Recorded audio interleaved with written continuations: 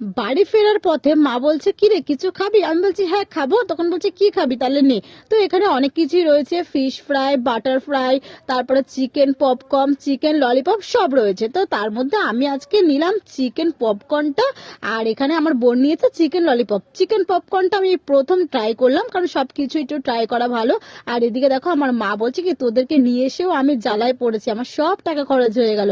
Finally এখানে একটু তেলে গরম করে দিয়েছে ভেজে, আর এখানে তো আমার বোন খাচ্ছে। খেয়ে দেখো ওর চোখগুলো কত বড় বড় হয়ে গেছে, তার মানে ভাবতেই পারছে কতটা টেস্টি হয়েছে। আর এদিকে আমি না এটা যখন ছিটছিলাম এত গরম ছিল, মানে কি বলবো।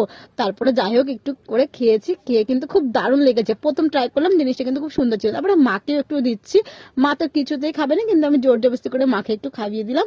চিকেন পপকর্নটার মধ্যে কিন্তু চিকেনটা বেশ অনেকটাই ভরপুর ছিল, মানে ভর্তি ভর্তি করে শুধু চিকেনে দিয়েছিল। আর এই ফার্স্ট টাইম রাস্তার মধ্যে দাঁড়িয়ে ফুড রিভিউ দিলাম, কেমন লাগলো জানি।